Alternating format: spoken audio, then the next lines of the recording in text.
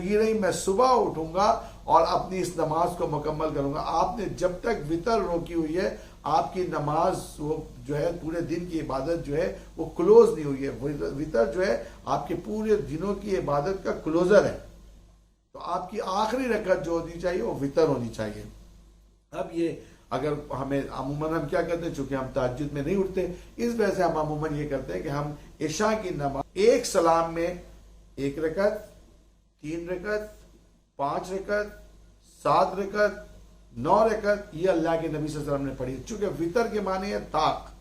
وطر کے معنی ہے طاق یعنی طاق نماز پہ اختتام کرنا. تو یہ آپ 1 پڑھے 3 پڑھے 5 پڑھے 7 پڑھے 9 پڑھے یہ طاق ہے.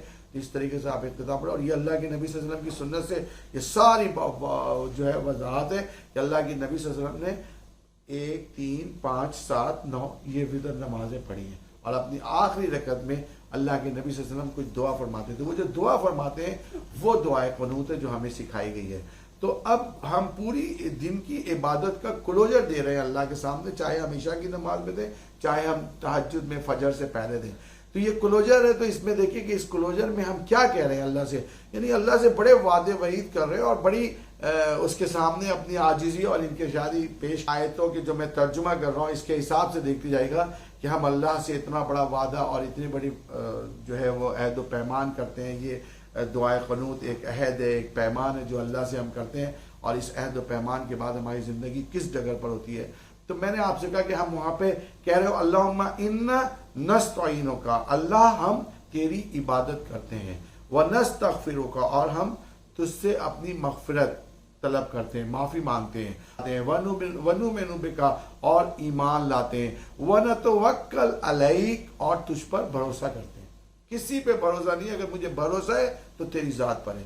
کیا کہا میں نے, اللہم انا, اے میرے رب, نستعینک, میں تیری عبادت کرتا ہوں, ونستغفرک, تجھ سے مغفرت طلب کرتا ہوں, ونؤمن بک, تجھ پر ایمان لاتا ہوں, ونتوکل علیک, تجھ پر بھروسہ کرتا ہوں. یہ نماز میں ہم اللہ سے عام زندگی میں اگر میں کسی سے کوئی وعدے اور وعید کروں اور اس پہ پابند نہ ہوں تو لوگ کہتے ہیں یار تم نے وعدے خلافی کی اور تم نے وعدہ کر کے اس کو نبھایا نہیں اور جھوٹ بولا. اور یہ سوچیں ہم نماز میں اللہ سے وعدہ کرتے ہیں اور اللہ سے نماز میں ہم کیا کہتے ہیں, وَنَتَوَكَّلْ عَلَيْكَ, بھروسہ تجھ پر کرتے ہیں.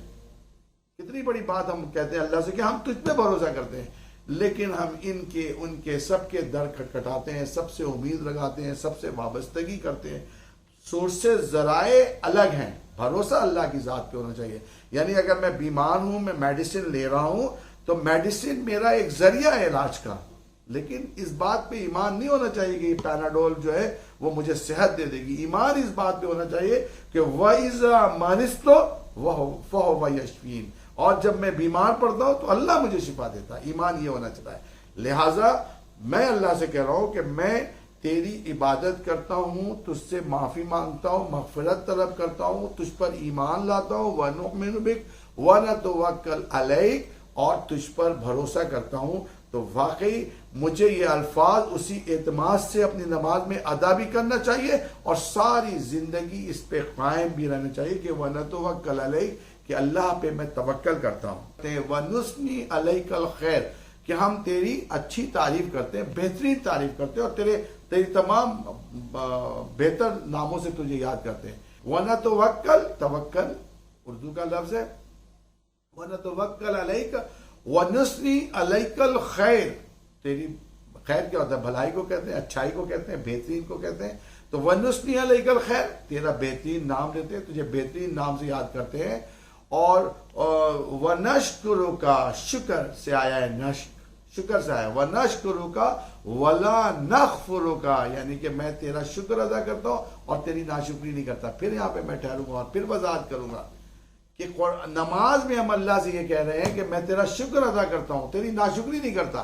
اور پھر یہ حال ہے کہ اللہ اس کو گاڑی دی, میں تو کنگال ہوں, اس کو بنگلہ دیا, میں کرائے کے مکان پہ ہوں, اللہ اسے بہترین لباس اور بہترین کھانا پینا عطا کیا, مجھے تو نہیں.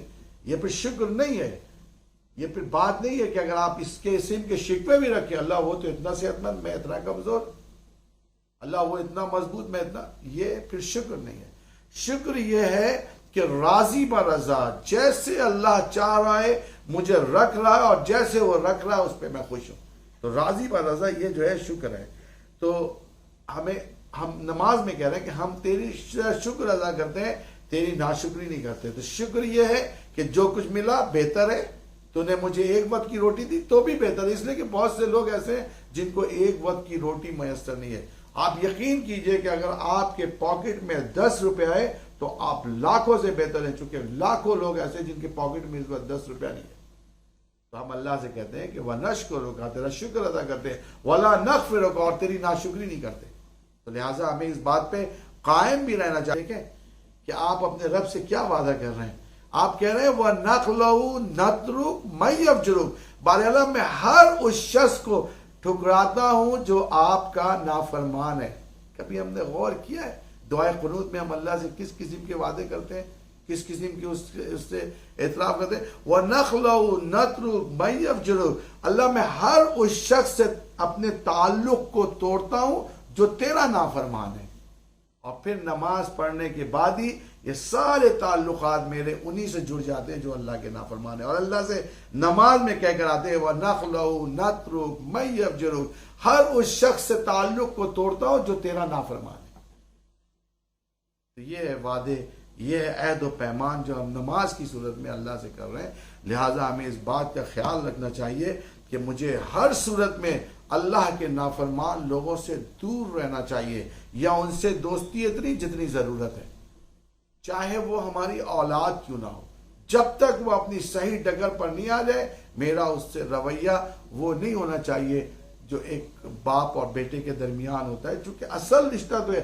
اگر وہ اللہ کا نافرمان ہے تو میری فرما برداری کر کے وہ کرے گا کیا. تو میں نے کیا کہا اللہ سے, اللہم اے میرے رب, ایاک نعبد, میں تیری عبادت کرتا ہوں, وَلَکَ نُصَلِّ, اور تیرے لیے نماز پڑھتا ہوں, وَنَسْجُدُ, اور تیرے لیے سجدہ کرتا ہوں, وَإِلَيْكَ نَسْعَ, اور تیری طرف دوڑتا ہوں. وَنَسْجُدُ, تیرے لیے سجدہ کرتا ہوں, وَإِلَيْكَ نَسْعَ, اور تیری طرف دوڑتا ہوں, وَنَرْجُو رَحْمَتِكَ, تیری رحمت کی طرف دیکھتا ہوں, وَنَخْشَى, اور بہت اچھی طریقے سے واقف ہوں, عذاب کا, تیرے عذاب سے بہت اچھی طریقے سے واقف ہو. کس سے؟ وَنَخْشَى عَذَابَكَ, تیرے عذاب کے ذہن میں رکھیں. یہ نقشہ وہ والا نقشہ نہیں, لیکن چلے ذہن میں رکھ لیں اپنے کہ عذاب کے نقشے سے تیرے واقف ہوں. میں بہت اچھی طریقے سے جانتا ہوں کہ تیرا عذاب کیا ہے. اور پھر اللہ سے یہ بات کہتا ہوں کہ وَنَخْشَى عَذَابَكَ, کہ میں تیرے عذاب سے بہت اچھی طریقے سے واقف. کیا کہہ رہے ہیں؟ اِنَّ عَذَابَكَ بِالْكُفَّارِ مُلْحِقٌ, کہ تیرا عذاب جو ہے یہ کافروں سے دعا مانگنے کی جگہ ہے. یہ جہاں پہ ہم یہ دعا کر رہے ہیں نا, دعائے قنوت پڑھ رہے ہیں, یہ دعا پڑھ رہے ہیں, یہ اصل میں دعا مانگنے کی جگہ ہے. چونکہ ہم نے صرف دعائے قنوت یاد کی اور ہمیں یہی رٹا دیا کہ آسان نماز میں کہ بس ہم نے نماز میں یہی پڑھنا ہے, چونکہ منیمم یہ جس سے آپ کی نماز ہو جائے گی.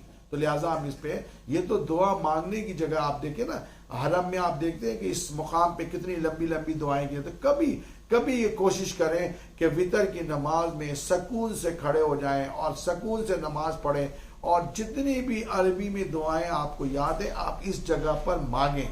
یہ دعا مانگنے کی جگہ ہے. تو لہٰذا چونکہ وطر کلوزر ہے, میں نے بتایا نا کہ آپ کی نماز کی آخری رکعت ہے, لہٰذا آپ کوشش کریں کہ یہاں پہ وطر میں جو دعائیں مانگتے ہیں یہاں پہ اپنی دعاؤں کو بڑھا دیں.